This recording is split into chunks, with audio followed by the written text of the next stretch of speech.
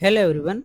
आज के इस वीडियो के अंदर हम doctor Baba Saheb Ambedkar open university में अभी जो जुलाई महीने में एग्ज़ाम होने वाले हैं, ठीक है, उसके लिए फॉर्म फिलअप चालू है। ठीक है, तो आप में से जिन भी लोगों ने अभी फॉर्म भरे थे, ठीक है, तो बहुत सारे जो न्यू सब्सक्राइबर आए हैं मेरे चैनल पर, तो उन लोगों ने कुछ कमेंट्स ये किए थे कि सर, हम जब एग्ज़ाम फॉर्म भर रहे हैं तो उसके अंदर फ़ीस पेमेंट का ऑप्शन आ रहा है, और उसके अंदर फ़ीस जब हम पे कर रहे हैं तो उसमें कुछ भी फ़ीस पे नहीं हो रही है। तो क्या हमें फ़ीस पे करनी है या नहीं करनी है? ठीक है, तो फ़ीस से रिलेटेड बहुत सारे क्वेश्चन आ रहे थे, तो मैंने सोचा एक प्रॉपर वीडियो बना देता हूँ जिसके अंदर आपको मैं बता दूंगा कि फ़ीस पेमेंट का इसके अंदर क्या सिस्टम है।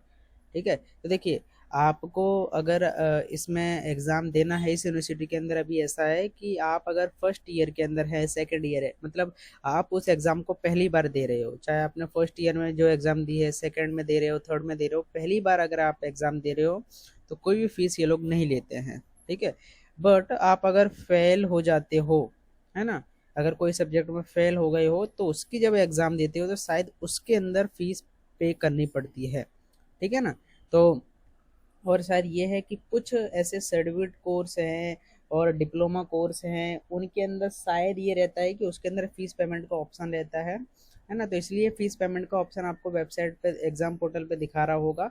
बाकी आप जो और जो ग्रेजुएशन पोस्ट ग्रेजुएशन के कोर्स करते हो उसके अंदर अभी पहली बार में कोई फीस नहीं लेते हैं ये लोग। ठीक है, तो आप जब फॉर्म भर रहे होंगे, है ना, तो आप जब नॉर्मल रजिस्ट्रेशन करते हो, है ना, अप्लाई फॉर्म पर क्लिक करने के बाद जब आप नॉर्मल रजिस्ट्रेशन करते हो, फिर सब्जेक्ट सिलेक्शन आता है, फिर तीन ऑप्शन आता है।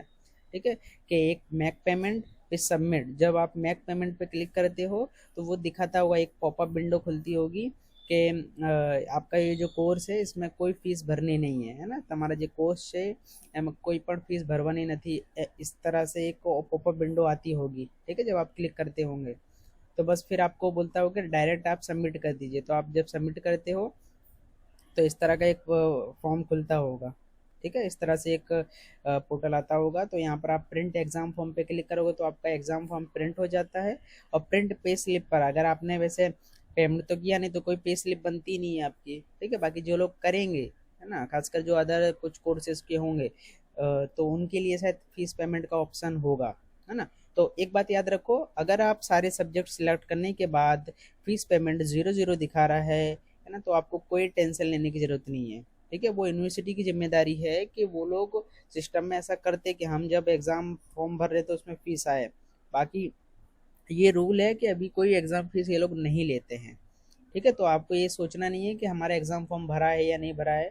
आपने सबमिट कर दिया है, फाइनल सबमिट बस ध्यान से कर देना, तो आपका माना जाएगा कि आपने फॉर्म भरा है। ठीक है, और अब प्रूफ के लिए आपको ये रखना है कि प्रिंट एग्ज़ाम फॉर्म पे क्लिक करके आपको आपका जो एग्ज़ाम फॉर्म भरा हुआ है उसकी प्रिंट भी रखनी है आपके पास। ठीक है, नहीं तो प्रूफ नहीं रहेगा आपके पास। और आप जब, है ना, हॉल टिकट आएगी उसमें जब अपना रोल नंबर डालोगे तो उसमें अगर आपका ये हॉल टिकट नहीं आ रही है ना, तब आप कैसे प्रूफ दे पाओगे कि हाँ आपने फॉर्म भरा था, तो यही आपके लिए प्रूफ रहेगा। ठीक है, और एग्ज़ाम फॉर्म में आपको कोई भी दिक्कत आ रही है तो देखिए, ये जो ईमेल आईडी है, ठीक है, ये दिख रहा होगा आपको स्क्रीन पर, एग्ज़ाम डॉट क्वेरी, है ना, @ ये जो यूनिवर्सिटी का ही ये ईमेल आईडी है। एग्ज़ाम से रिलेटेड कोई भी क्वेरी हो आपकी तो आप इसमें सबमिट कर सकते हो। ठीक है, अब एक क्वेश्चन और पूछ रहे थे लोग कि सर, हमने जो एग्ज़ाम फॉर्म भरा है उसमें हमने गलत जन्म तारीख डाल दी है ना, गलती से हमारा जो जन्म तारीख है वो गलत हो गया है, हमने सब्जेक्ट गलत चुन लिए हैं, या फिर सब्जेक्ट, है ना, सिलेक्शन रह गया, मान लो 5 सब्जेक्ट थे तो 4 ही सिलेक्ट कर पाए और हमारा सबमिट हो गया फॉर्म। तो इस तरह की क्वेरी किस तरह से सॉल्व होगी? देखिए, इसका क्वेरी अगर आपको ऑनलाइन सॉल्व करवाना है तो उसका एक ही तरीका है कि आप ये वाली जो ईमेल आईडी दी हुई है, यहाँ पे आप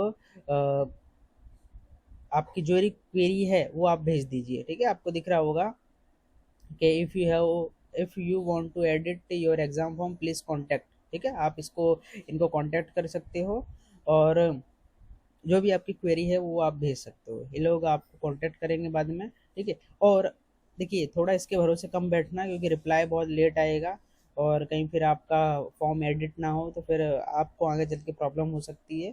आप हो सके तो ऑफलाइन भी विजिट कर लेना, एग्ज़ाम डिपार्टमेंट रहता है वहाँ, आप जब जाओगे वो लोग आपका उसी दिन आपकी जो क्वेरी है उसको सॉल्व करके दे देंगे। ठीक है, तो मैं आपको सजेस्ट करूँगा कि आप ऑफलाइन जाना इस तरह की प्रॉब्लम को सॉल्व करने के लिए। ओके। और फिर इसके अलावा एक क्वेश्चन ये पूछा जा रहा था कि सर अभी एग्ज़ाम फॉर्म तो हमने भर दिया है ना, टाइम टेबल कब आएगा? ठीक है, तो देखिए टाइम टेबल को लेकर अभी तो कोई अपडेट नहीं है, क्योंकि अभी तो 26 मई तक तो एग्ज़ाम फॉर्म ही भरे जाएंगे। 10-15 दिन के अंदर आपको टाइम टेबल देखने को मिल जाएगा, हर जितने भी कोर्स हैं सब कोर्स का टाइम टेबल देखने को मिल जाएगा कि कब से एग्ज़ाम स्टार्ट हो रहे हैं, किस सब्जेक्ट की कब एग्ज़ाम है, कितने बजे है। ठीक है, सारी चीज़ देखने को मिल जाएगी आपको। मैं वीडियो बना दूंगा, जब जैसे ही अपडेट आएगी चैनल पे तो मैं वीडियो बना दूंगा इसके बारे में। ठीक है, और हॉल टिकट भी एग्ज़ाम के 7 दिन पहले मिल जाती है आपको। ठीक है, तो इन सारी चीज़ों से रिलेटेड भी अपडेट मेरी चैनल पे आते रहेंगे। इसके अलावा अगर आपको एग्ज़ाम फॉर्म भरने में कोई भी दिक्कत हो रही हो, कोई चीज़ समझ में नहीं आ रही हो, तो आप आराम से पूछ लेना। अच्छा, कुछ लोग एबीसी आईडी से रिलेटेड भी कुछ पूछ रहे थे कि सर एबीसी आईडी हम कहाँ से लाएं। आपने जब एडमिशन लिया होगा तो देखना आपके एडमिशन फॉर्म में एबीसी आईडी लगी थी, है ना, ज़्यादातर जानते होंगे, तो वही एबीसी आईडी आपको डालनी है यहाँ पर। कोई नई नहीं बनानी। कुछ बोले थे सर न्यू बनानी पड़ेगी क्या? नहीं, आपने जो पहले से बनाई थी वही एबीसी आईडी यहाँ पर डालनी है। ठीक है, और भी कोई क्वेश्चन हो आपके आराम से कमेंट करिएगा, मैं ट्राई करूँगा कि सबके आंसर दे पाऊँ।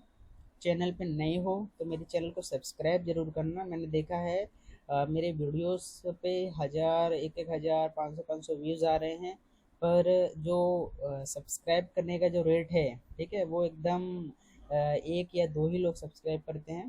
तो आपको अगर मेरी वीडियो से हेल्प मिल रही है तो आप चैनल को सब्सक्राइब जरूर करिए। ठीक है, इससे क्रिएटर को लगता है कि हाँ, उस वो जो मेहनत कर रहा है उससे लोगों को हेल्प मिल रही है। ठीक है, और मेरी इस चैनल पर आपकी यूनिवर्सिटी से रिलेटेड बहुत से और भी अच्छी वीडियोस आते रहेंगे। ठीक है, मैं एजुकेशन से रिलेटेड भी लेकर आऊँगा, कई सारे जो सब्जेक्ट हैं उनको मैं पढ़ाते हुए वीडियो भी लेकर आने वाला हूँ, मेरे को जैसे जैसे टाइम मिलेगा।